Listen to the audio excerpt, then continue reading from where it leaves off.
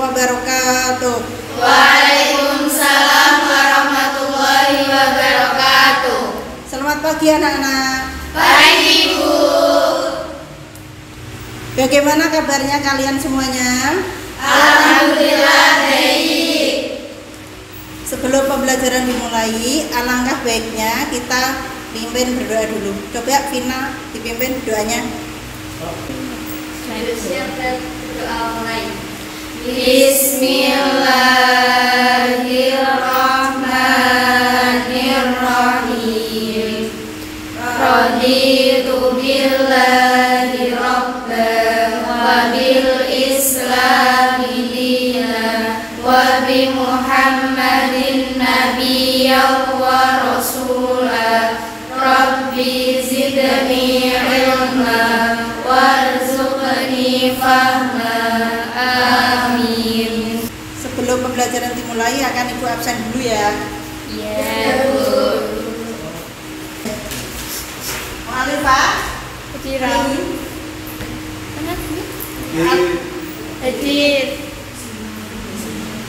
Alia Octavia, Hadir. Alia Kusma, Hadir. Vina. Hadir. Saya kira ini komplit ya, masuk semua ya. Ya Bu. Sebelum pembelajaran dimulai, Ibu akan membuat yel-yel agar kalian tetap semangat dalam pembelajaran hari ini. Bisa dimulai, salam Pancasila ya. Ya. Salam Pancasila. 5 sila, Pancasila, Pancasila, jaya sepanjang masa, NKRI harga mati. Oke, hari ini kita akan melanjutkan pelajaran yang kemarin, yaitu sekarang sudah sampai bab 3, pengaruh kemajuan IPTEK terhadap NKRI. Tujuan yang akan kita capai hari ini: 1. Pengaruh kemajuan ilmu pengetahuan dan teknologi dalam bingkai kebinekaan. Yang kedua, kemajuan ilmu pengetahuan dan teknologi terhadap negara dalam bingkai Bhinneka Tunggal Ika. Dan yang ketiga yang akan kita capai yaitu identifikasi pengaruh kemajuan ilmu pengetahuan dan teknologi terhadap negara NKRI. Dengan ini kita memasuki sub kedua, yaitu tentang membangun sikap selektif dalam menghadapi berbagai kemajuan IPTEK. Kita mulai dengan sikap tanggung jawab dalam pengembangan IPTEK. Bagaimanapun juga manusia hidup di dunia ini tidak dapat melepaskan diri dengan IPTEK. Dengan IPTEK, hidup manusia akan dipermudah agar tidak menimbulkan permasalahan dampak negatif. Manusia perlu tanggung jawab etis di dalam mengembangkan dan menerapkan IPTEK. Bagi bangsa Indonesia, di dalam mengembangkan dan menerangkan IPTEK perlu mengingat landasan ideal Pancasila dan landasan konstitusionalnya, yaitu Undang-Undang Dasar 1945. Dalam kaitannya dengan Pancasila, terutama sila pertama ketuhanan yang Maha Esa, sebenarnya sudah memberi peringatan kepada kita bahwa semua ilmu itu berasal dari Tuhan yang Maha Esa. Menyadari hal ini, setiap manusia Indonesia seharusnya dalam mengembangkan IPTEK. Sementara Undang-Undang Dasar 1945 mengamanatkan tujuan nasional, diantaranya memajukan kesejahteraan umum dan mencerdaskan kehidupan bangsa. Dari amanat Undang-Undang Dasar 1945 mengembangkan dan memanfaatkan IPTEK untuk meningkatkan kecerdasan rakyat secara lahir dan batin, dan itu semua harus memperhitungkan kondisi sosial lingkungannya. Kemudian kita masuk ke bab 2, yaitu sikap selektif terhadap pengaruh IPTEK. Tidak ada di dunia ini bangsa yang bisa lepas dari IPTEK. Terlebih lagi bangsa Indonesia yang baru dikenal sebagai negara yang berkembang dan sulit bagi negara kita untuk melepaskan diri dari pengaruh iptek. Adapun sikap yang tegas terhadap kemajuan iptek: 1. Menolak dengan tegas semua pengaruh kemajuan iptek dalam semua aspek kehidupan. Yang kedua, menerima sepenuhnya pengaruh tersebut tanpa disaring terlebih dahulu. Yang ketiga, bersikap selektif terhadap pengaruh tersebut, yaitu mengambil hal-hal positif dari kemajuan iptek dan membuang hal-hal negatifnya. Langkah berikutnya yaitu sikap selektif terhadap pengaruh iptek bidang politik. Bangsa Indonesia harus bisa mampu menunjukkan eksistensinya negara yang kuat dan mandiri, namun tidak meninggalkan kemitraan dan kerjasama dengan negara lain. Untuk mencapai hal-hal tersebut, bangsa Indonesia harus mewujudkan hal-hal sebagai berikut. 1. Mengembangkan demokratisasi dalam segala bidang. 2. Mengaktifkan masyarakat sipil dalam arena politik. 3. Mengadakan reformasi lembaga-lembaga politik agar menjalankan fungsi dan peranannya secara baik dan benar. 4. Memperkuat kepercayaan rakyat dengan cara menegakkan pemerintahan yang sah dan berwibawa. 5. Menegakkan supremasi hukum. 6. Memperkuat posisi Indonesia dalam kancah politik internasional. Langkah selanjutnya adalah sikap selektif terhadap pengaruh iptek di bidang ekonomi. Sistem ekonomi kerakyatan Indonesia merupakan senjata ampuh untuk melumpuhkan pengaruh negatif iptek. Untuk mewujudkan hal-hal sebagai berikut. 1. Sistem ekonomi dikembangkan untuk memperkuat produksi domestik untuk pasar dalam negeri sehingga memperkuat perekonomian rakyat. Yang kedua, pertanian dijadikan prioritas utama karena mayoritas penduduk Indonesia bermata pencaharian sebagai petani. Yang ketiga, industri-industri haruslah menggunakan bahan baku dari dalam negeri sehingga tidak tergantung impor dari luar negeri. 4. Diadakan perekonomian yang berorientasi pada kesejahteraan rakyat. 5. Tidak tergantung pada badan-badan multilateral seperti IMF, Bank Dunia, dan WTO. Yang terakhir, 6.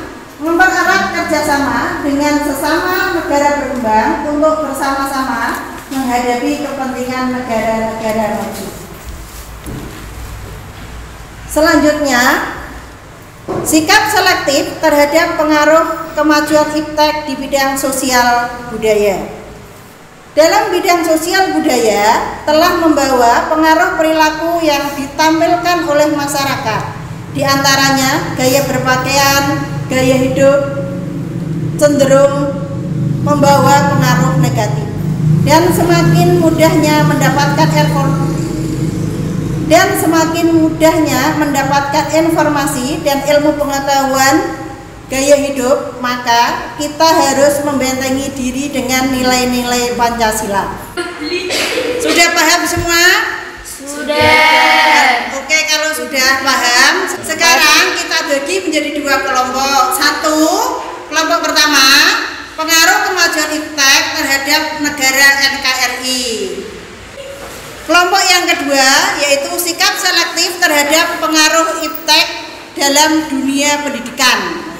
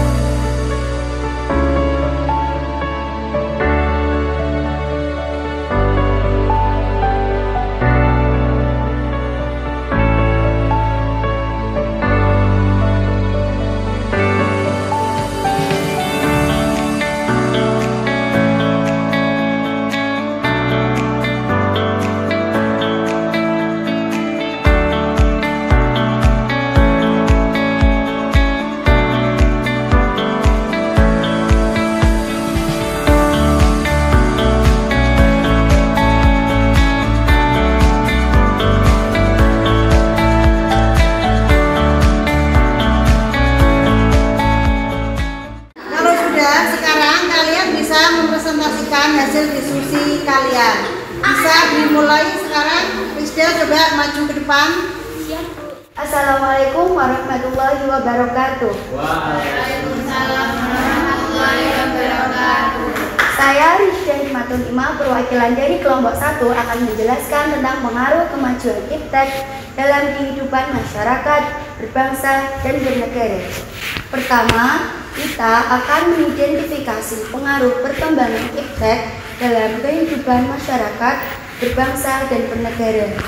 Kemudian, kemajuan iptek terhadap kehidupan masyarakat, bangsa, dan negara memiliki dampak positif dan juga negatif. Dampak positif kemajuan iptek yaitu meliputi 4 aspek. Yang pertama, aspek politik. Yang kedua, aspek ekonomi. Yang ketiga, aspek budaya. Yang keempat, aspek hukum. Kemudian, pengaruh positif kemajuan iptek dalam aspek politik adalah menjadikan nilai keterbukaan, kebebasan, dan demokrasi. Yang kedua, dalam aspek ekonomi, pengaruh iptek memberikan dampak positif, yaitu memberikan investasi asing menjadi meningkat dan juga penanaman modal asing akan semakin meningkat. Kemudian, dalam aspek budaya, pengaruh perkembangan iptek memberikan dampak positif, yaitu kemudian yang terakhir dalam aspek hukum, pengaruh iptek memberikan dampak positif, yaitu menguatkan supremasi hukum. Nah, yang kedua, pengaruh negatif perkembangan iptek dalam kehidupan masyarakat, bangsa, dan bernegara.